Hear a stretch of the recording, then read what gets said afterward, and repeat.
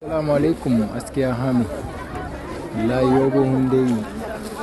yiro hunde ha kulma da cindi dadal boate hero hunde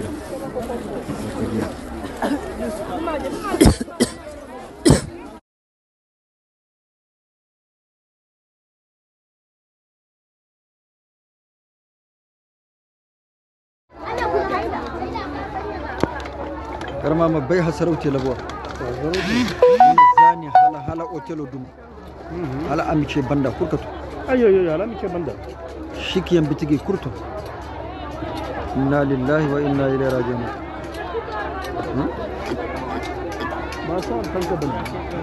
sonna nuna ne madi waye kai tolo cira ba sonna mana bungadiya nuna ne hinti madi waye kai tolo cira bungadiya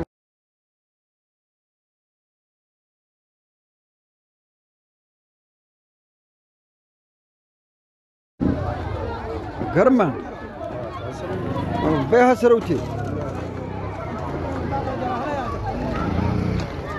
inna lillahi wa inna ilaihi raji'un ko tini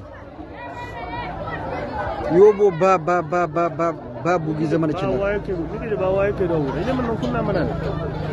ko fata shi akwai wani bato mun kala bato go talle wallahi ko non ngani akwai ai ne ba bugi zaman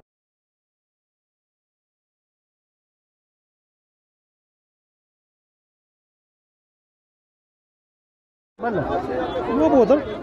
ke shi mishi nan mata nuna mana bu complete ma ngariya Allah mana bu ai kai bari bon ai Allah mana bu kabin har so nuna gobe arasam ngariya wallahi mana bu kabin ngariya gobina da yawa nake sifabo ngadi nuna mana bu har so garma bai hasarauce inna lillahi wa inna ilaihi raji'un ko tini yobo ba bugi zaman cin ba waye ke bugi da ba waye ke dawo idan mun kunna mana ko fata shi akwai wani bato mun kala bato go talle wallahi ko non ngani ai ne ba bugi zaman cin yobo ba san yobo ne to ban tak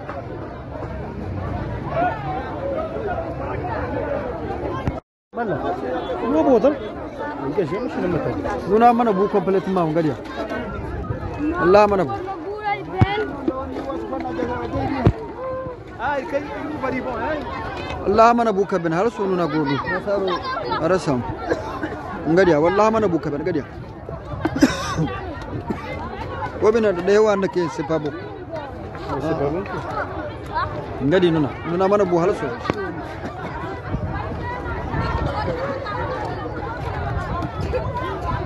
ko hadde hew hannaka tun sifabo ngadiya amana bude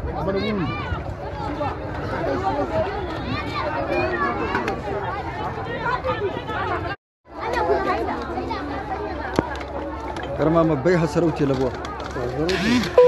zani hala otelo dum ala amice banda kurkatu ayo ala amice banda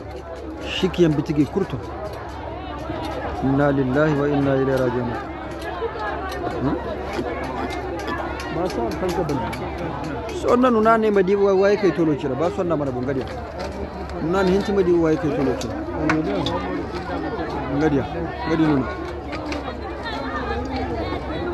abine dinan nan ta kawo hew hannaka he ko ne se pabon ayo